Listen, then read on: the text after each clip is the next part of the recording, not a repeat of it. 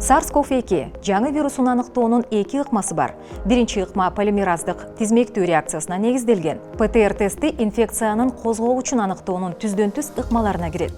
Ал мурун же ооз көңдөйүнөн алынган мазоктун негизинде вирустун РНК-сын аныктайт. Ал эми ИФА ыкмасы вирустун өзүн эмес, иммундук системанын инфекцияга болгон реакциясын көрүүгө мүмкүндүк берет. ПТР тести жогорку сезгичтикке ээ. Ал инфекциялык процесстин алгачкы этаптарында, башкача айтканда, оорунун белгилери пайда боло элек вирусту аныктай алат. Көпчүлүк тест системалары алынган үлгүдө вирус эң аз өлчөмдө болсо дагы оңой эле аныктайт. Андыктан анын сезгичтиги 96%га барабар деп белгилешет. Ал эми айрым учурларда жалган терс натыйжалар болушу да мүмкүн. Негизинен бул тест учурда адамга вирус жукканын же жукпагандыгын жана башкаларга жугушу мүмкүн экендигин текшерүү үчүн колдонулат. Жыйынтыгынын тактыгы үчүн ПТР тесттин инкубациялык мезгилде, башкача айтканда, инфекция жуккан учурдан баштап, алгачкы белгилер пайда болгончо бир нече жолу тапшыруу сунушталат. Бул мезгил 5 күндөн 14 күнгө чейинки аралыкка созулушу мүмкүн. Тесттин натыйжасы башка маалыматтардан көз каранды.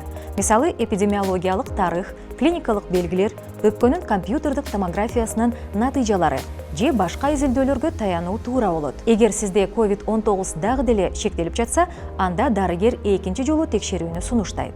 Кийинки ыкма бул иммуноферменттик кандын анализи, кыскача ИФА деп угуп жүрөбүз.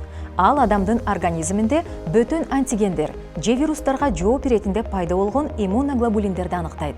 Антителолор же иммуноглобулиндер биздин денебизди ар кандай вирустар жана башка инфекциялык агенттерден коргоп турат.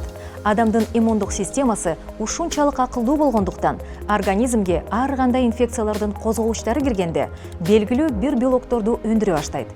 Алардын максаты ушул инфекцияны жок кылуу жана аны эстеп калуу.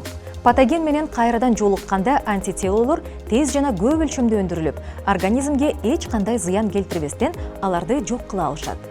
Иммуноферменттик анализде кан тапшырылып, ал аркылуу иммуноглобулиндин М жана G класстарын аныкташат. Натыйжада оорунун бар экендигин же ооруп өткөнүн жана адамга SARS-CoV-2 үчүн иммунитеттин пайда болгонун аныктоо мүмкүн. М классындагы иммуноглобулиндер бул организмдин вируска болгон биринчи иммундук реакциясы учурунда пайда болгон антителолор. Бул учурда оору уланып жаткандыгын билдирет. G классындагы иммуноглобулиндер кийинчерээк өндүрүлүп, узак убакытка чейин сакталат. Анын көрсөткүчү адамдын буга чейин коронавирус менен ооруганын көрсөтөт. Демек, изоляция, кайра дарылоо талап кылынбайт. Бирок кайталанбашы үчүн бардык сактануу чараларын кармоо керек.